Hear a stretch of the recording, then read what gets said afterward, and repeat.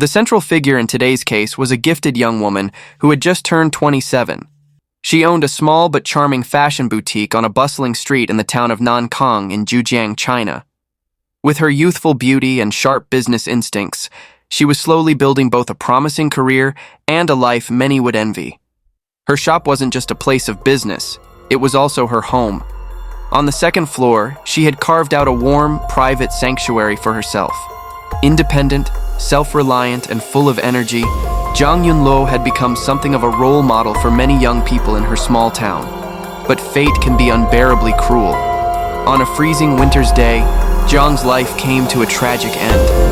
Her death left behind not only grief, but also a chilling mystery, one that would test the intelligence of the police and leave the entire town shaken, haunted by the same questions. What really happened to Zhang? And who had the heart to end her life so brutally, spreading fear and confusion among everyone who knew her? To find answers, we must go back to November 16th, 2011. That morning, a heavy, almost suffocating gloom seemed to hang over the streets of Nankang. Zhang's husband, after repeatedly calling her without receiving a response, grew increasingly uneasy. Driven by a sense of dread, he rushed to her boutique.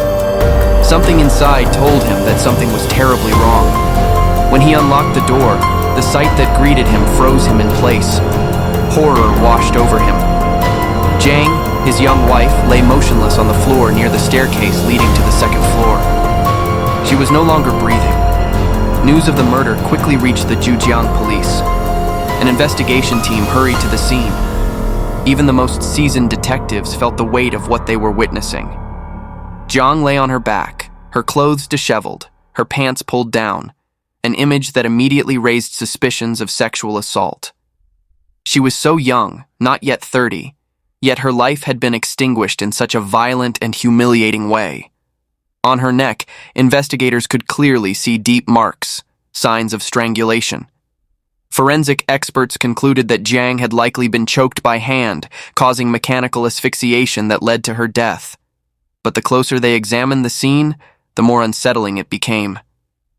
Near the body was a pair of brand new wool slippers, neatly placed. At first, investigators assumed they belonged to Zhang, but later, her family confirmed they were not hers. Just a few feet away, police discovered a cardboard box containing Zhang's handbag and wallet. Curiously, her wallet was untouched. Inside was still several hundred yuan in cash. That detail instantly raised a crucial question.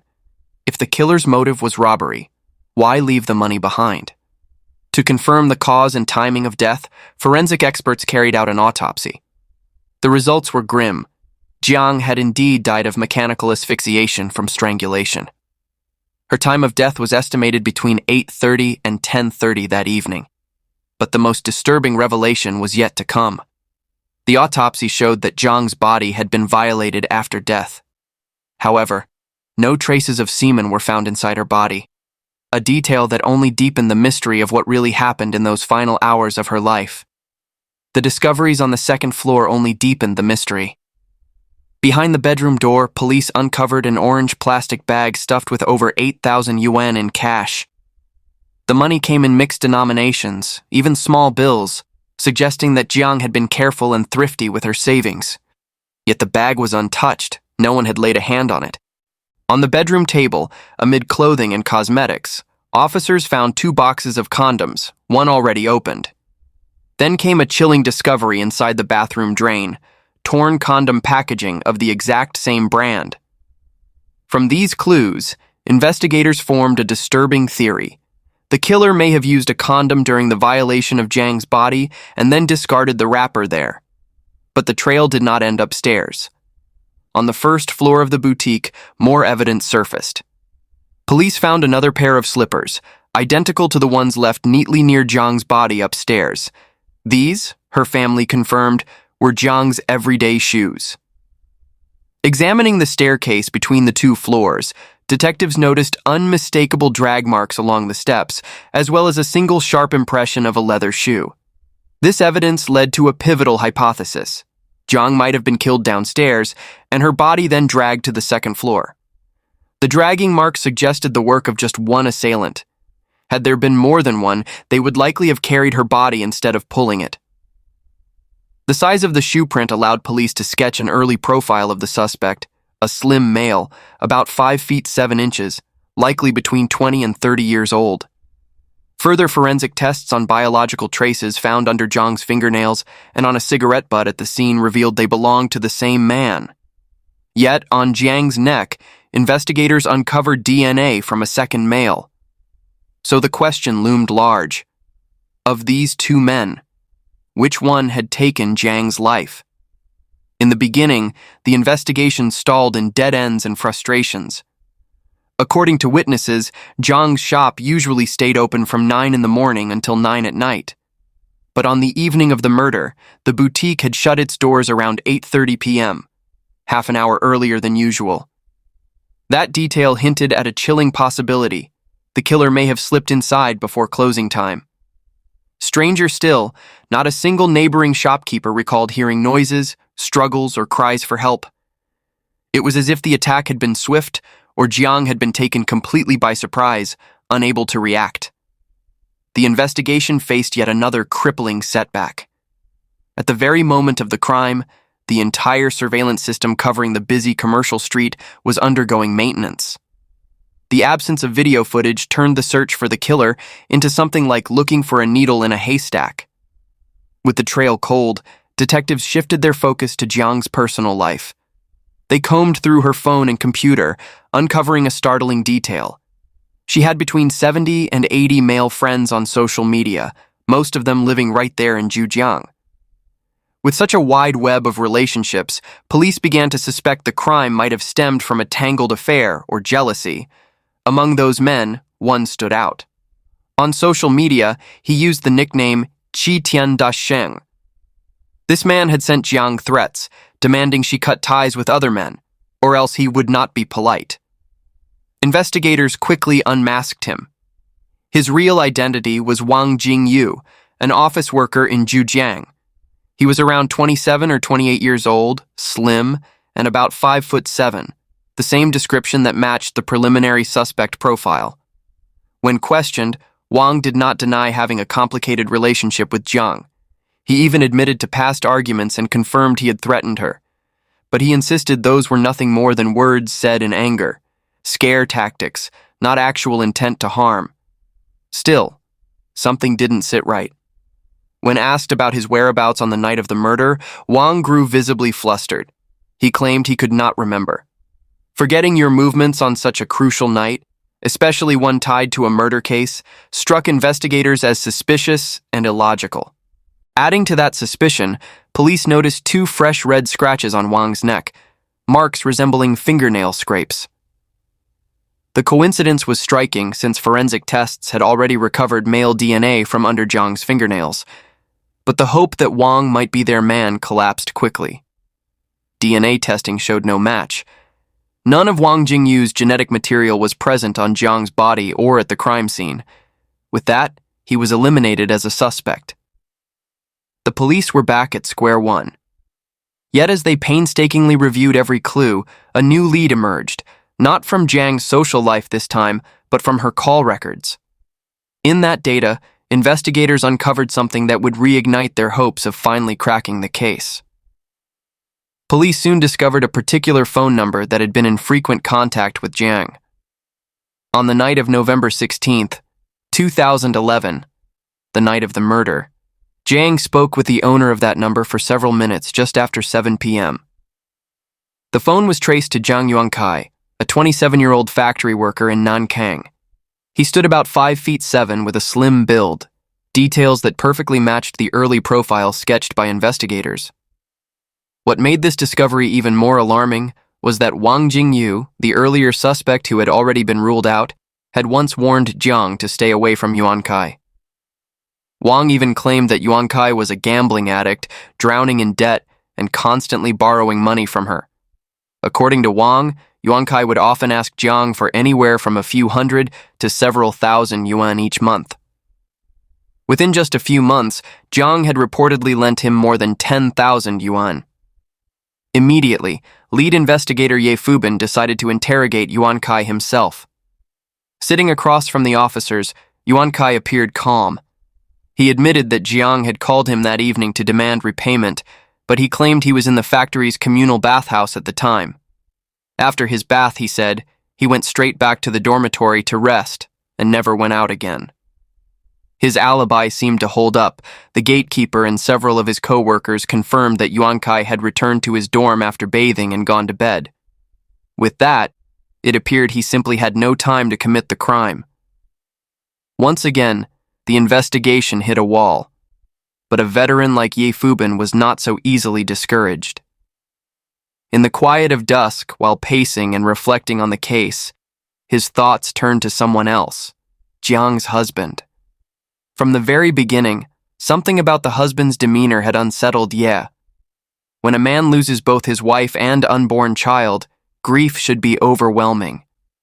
Yet Jiang's husband had remained almost unnervingly calm, too composed for a man whose world should have collapsed. Through discreet inquiries, Ye learned the couple's marriage had been troubled. They had only reconciled about a month before the murder, after Jiang discovered she was pregnant, a fact later confirmed by the autopsy. The deeper police dug, the more suspicion grew. While the shoe print found at the scene didn't match the husband's footwear, investigators pressed on. His parents first told police their son had returned home that evening, but under closer questioning, they admitted he hadn't arrived until around 10 p.m. That detail was critical. Jiang's time of death was placed between 8:30 and 10:30 p.m., a window that gave her husband more than enough time to kill her. What's more, no one could verify his whereabouts during those crucial hours. When pressed, he said he had gone to the riverside alone after work to clear his head, only returning home at 10 p.m. But that story quickly unraveled. Surveillance footage from his workplace showed him leaving on his motorcycle, heading straight in the direction of Jiang's shop before the murder. Another camera later captured him coming back home after 10 p.m. from that very same direction. Clearly, the Riverside alibi was a lie. This deception only heightened the suspicion around him. And yet, once again, DNA testing crushed those suspicions. None of the husband's genetic material matched the two separate male profiles found on Jiang's body. For seasoned investigators like Ye Fubin, the result was devastating. 3 prime suspects had now been ruled out, and the 2 male DNA samples remained unclaimed in the national database. The case had circled back to nothing, like a snake eating its own tail. The entire investigative team felt the weight of failure pressing down like a boulder on their chests. They were restless, consumed by the relentless urgency of catching the killer. During one case review, Bureau Chief Guo Wanlong spoke words that struck Ye deeply. There is no such thing as a case that cannot be solved, only detectives who fail to solve it. Those words lit a spark. Had they been too quick to dismiss Yuan Kai? Had they overlooked something vital? That night, Ye sat in his office long past midnight, combing through the case files again and again. He couldn't sleep. His mind returned, stubbornly, to Zhang Yuan Kai. Everyone believed Yuan Kai's alibi was airtight. He was in the bathhouse at the time of the murder, with multiple witnesses placing him there. But when Ye scrutinized the witness statements, cracks began to show. The gatekeeper had only said Yuan Kai went in to bathe that night, not when he left. The dorm mates merely said he had showered and then gone to bed. None of them gave precise times. So when exactly had Yuan Kai entered? When had he exited? The timeline was a blur. This, Ye realized, was the blind spot they had missed. The next morning, Ye personally went to the factory to speak again with the bathhouse gatekeeper. This time, the man recalled more detail. On the night of the murder, Yuan Kai had entered the bathhouse around 7 p.m. and left around 9 p.m. That revelation stopped Ye cold. 2 hours in the bath? That was absurd. As he put it himself, no man needs 2 hours to shower. Something was wrong. Ye's suspicions deepened. He and his team then tracked down the co-workers who had bathed that night. They remembered clearly. They had all left the bathhouse around 8:30 p.m., and crucially, they recalled seeing Yuan Kai only entering the bathhouse as they were leaving. This created a glaring contradiction. The gatekeeper thought Yuan Kai had gone in at 7 p.m., but the workers swore he didn't enter until 8:30. So where had Yuan Kai been during that missing hour and a half? Determined to find out, Ye inspected the bathhouse himself. It was located at the end of a low, single-story row of buildings. Through the main entrance stretched a long corridor with the bathhouse near the back. But at the far end of that hallway, Ye discovered something unexpected. A side door. Normally, it wasn't locked. When opened, it revealed a narrow path leading straight to a small river and a bridge. And that bridge? It connected directly to the town where Zhang's boutique stood. The distance was short. Now a chilling theory emerged. Had Yuan Kai slipped out through the back door, crossed the bridge to Jiang's shop, killed her, and then returned to the bathhouse to create the illusion of an alibi? To test his bold hypothesis, Ye Fubin immediately ordered 2 investigators to reenact the route. They walked from the back door of the bathhouse to Jiang's boutique and returned. The result was striking. The entire trip took just over 40 minutes. Meanwhile, Yuan Kai had only bathed for a little more than 20 minutes. That meant he had more than enough time to commit the crime during his unexplained absence. This discovery breathed new life into the investigation. Ye Fubin declared with conviction, "We believe there is at least an 80% chance that Yuan Kai is the killer." Without delay, police collected a blood sample from Yuan Kai and rushed it to the Zhujiang Forensic Center. Soon after, the results came back. Yuan Kai's DNA matched the biological traces found on Jiang's neck. The moment he heard the news, Yuan Kai broke down. He began to sweat profusely, collapsing like a deflated balloon. But then came the unexpected twist. In the next interrogation, Yuan Kai did not confess to murder. Instead, he admitted he had been at the scene, but insisted he was not the killer. His statement stunned and baffled the police. He explained the DNA evidence on Jiang's neck. According to him, that evening, shortly after 7 p.m., he had entered the bathhouse when Jiang called to demand repayment. Yuan Kai admitted he had been avoiding her for weeks because of his mounting debts. Hearing her voice, he claimed, stirred lust instead of fear. He lied to her, saying, "I just got paid today. I'll come by right now to return part of the money." In truth, he left through the bathhouse's back door, took the shortcut across the bridge, and arrived at Jiang's shop. But when he got there, Jiang quickly realized he had no intention of paying. He only wanted intimacy. Enraged, she lashed out at him. Yuan Kai admitted that he kissed Jiang on the neck, but failed to get what he wanted. Humiliated, he left and slipped back along the shortcut, re-entering the bathhouse. That was the exact moment, around 8 p.m., when co-workers saw him going inside. He insisted the reason he hadn't told the truth earlier was because, not long after, he heard Jiang had been killed. Terrified of being implicated, he kept silent. On the surface, his explanation seemed logical, but detectives couldn't accept it at face value. Could it really be such a coincidence? He had the opportunity, the motive of money and desire, and now his DNA was on her body. Everything pointed to him. Yet doubts lingered. Investigators could not fully rule out the possibility that Yuan Kai was the killer. At this point, 3 potential suspects, Wang Jingyu, Jiang's husband, and Yuan Kai, had all been scrutinized. Still, the case remained unresolved. One glaring hole persisted. The second male DNA found under Jiang's fingernails and on the cigarette butt at the scene. That profile had yet to be matched to anyone. Once again, Zhujiang police found themselves trapped in a maze with no clear exit. The days dragged on, heavy with pressure. Technicians returned to the boutique countless times, scouring every corner of both floors. Yet no new evidence emerged. Veteran investigator Ye Fubin kept asking himself the same haunting question. Have we overlooked something? He believed firmly that in forensics, there must be no blind spots, indoors or out. It was then that something caught his eye, the narrow awning beneath the storeroom window on the second floor. The awning sat about 3 feet below the barred window, making it hard to inspect fully from the inside. Ye's instincts told him this could be the one place they hadn't examined carefully enough. He ordered the team outside. The awning, more than 10 feet above the ground, looked ordinary, but Ye refused to dismiss it. Exhausted though the team was, he reminded them, "In real investigation work, every possible place must be checked. We cannot eliminate possibilities ourselves. If we don't confirm, we risk missing the most crucial clue." With that determination, they climbed up and examined the awning. Then, almost miraculously, they found it, a used condom. It was the missing puzzle piece they had been searching for all along. Hope surged through the entire team.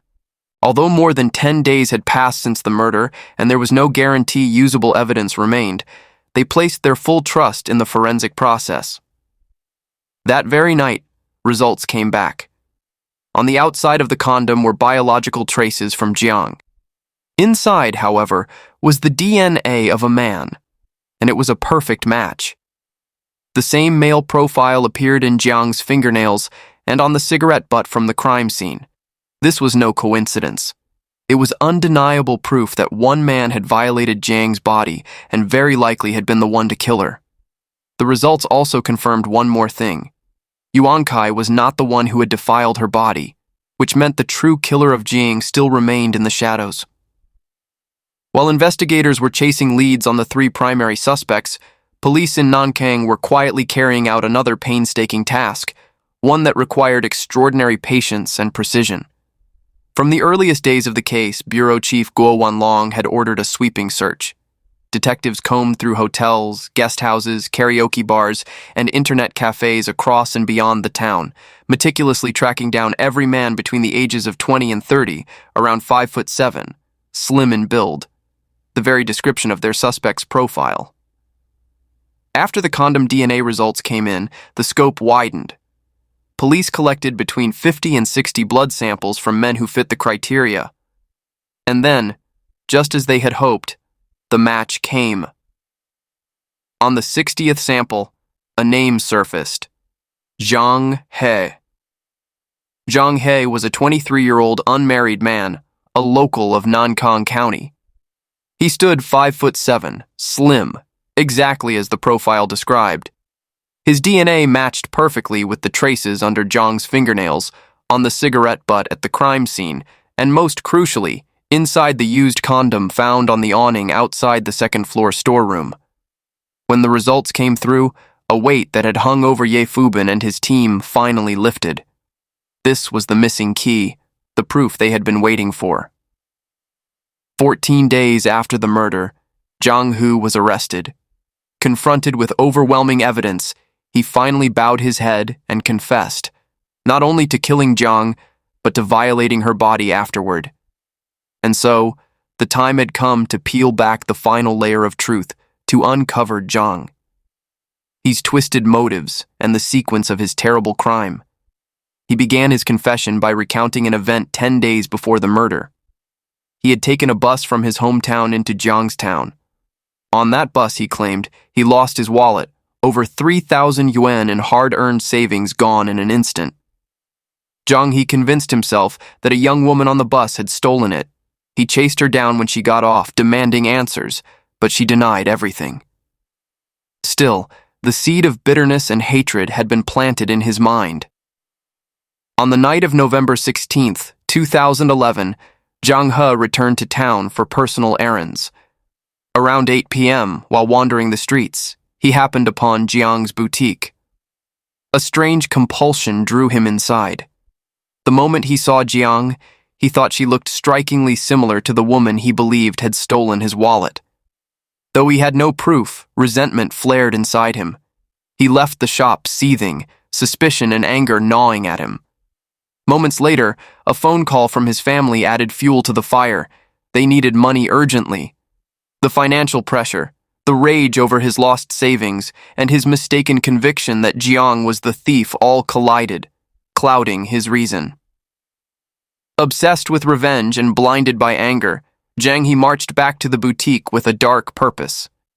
Inside, Jiang was tidying merchandise on the first floor when he lunged at her without a word. A violent struggle erupted. Jiang fought desperately, clawing his ear in defense.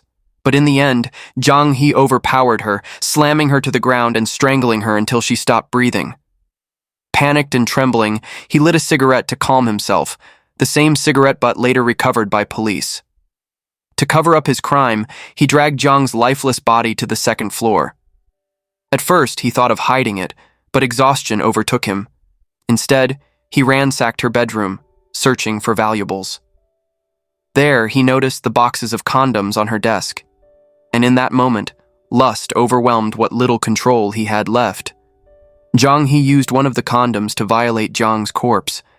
Afterward, he tossed it carelessly out of the bedroom window, where it landed on the awning. That reckless mistake would later seal his fate. Fearing discovery, he hastily snatched a gold necklace from Zhang's neck and her cell phone. He even tried to take her computer from the first floor, pulling out its cables, but found it too heavy and cumbersome. He abandoned it and fled into the night. Later, in a tone of remorse, Zhang He admitted he had brought irreparable pain to Zhang's family. He claimed he wished to use the rest of his life to atone, to ease, even slightly, the suffering he had caused. But his confession stripped away every last layer of mystery.